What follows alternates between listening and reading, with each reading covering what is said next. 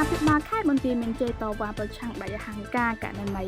ខេត្តស្រាកែវលើកបដាប្រកាសអនុវត្តច្បាប់ក្នុងស្រុកថៃមកលើប្រជាពលរដ្ឋកម្ពុជា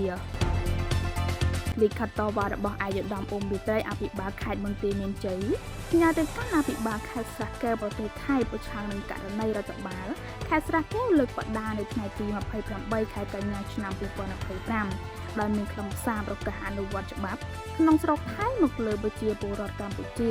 ដែលរស់នៅក្នុងភូមិជោគជ័យនិងភូមិព្រៃច័ន្ទឃុំអូ3ជួនស្រុកអូជ្រៅខេត្តបន្ទាយមានជ័យនៅថ្ងៃទី28ខែកញ្ញាអាយុដំអ៊ុំវិត្រី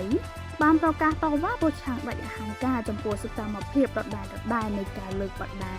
របស់រដ្ឋបាលខេត្តស្រាកែវប្រទេសថៃ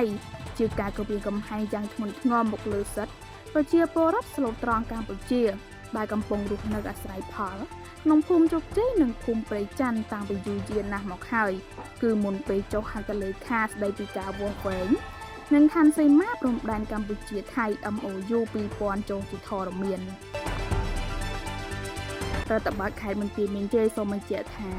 រដ្ឋបាលខេត្តស្រាកែវមិនមានសមត្ថកិច្ចកំណត់ព្រំដែននិងអនុវត្តច្បាប់ក្នុងស្រុកថៃរបស់ខ្លួនមកលើសមាគមកម្ពុជាដែលបាននឹងកំពុងរស់នៅនិងអាស្រ័យផលក្នុងតំបន់មិនទាន់មានការកំណត់ខណ្ឌព្រំដែនសីមារួចរាល់នោះទេ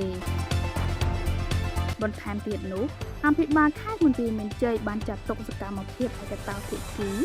ដដែលរបស់ថៃគឺជាការបង្កហេតុដែលនាំឲ្យមានភាពតានតឹងកើនឡើងនៅតំបន់ដែលកំពុងមានចំនួននិងជាការបំពានបទឈប់បាញ់នៅថ្ងៃទី28ខែកក្កដាឆ្នាំ2025នៅប្រទេសម៉ាឡេស៊ីនិងលទ្ធផលនៃកិច្ចប្រជុំ GBC, OBC និង JBC រវាងប្រទេសទាំងពីរបើតាមលិខិតដដែលរបស់អាយុដំអ៊ុំវិត្រីរដ្ឋបាលខេត្តបន្ទាយមានជ័យស្នើសុំឲ្យរដ្ឋបាលខេត្តស្រាកែវប្រទេសថៃចូលរួមផ្តល់កិច្ចសហការចាត់វិធានការបញ្ឈប់នៅសកម្មភាពខាងលើជាបន្ទាន់ដែលរក្សានៅស្ថានភាពដើមប្រកាន់ខ្ជាប់ដោយសុទ្ធចិត្តនៅលក្ខខណ្ឌបទឈប់បាញ់និងបញ្ចប់នៅផែនការបណ្ដេញប្រជាពលរដ្ឋរាប់រយគ្រួសារចេញពីផ្ទះសម្បែងនិងដីធ្លីដែលបានរស់នៅ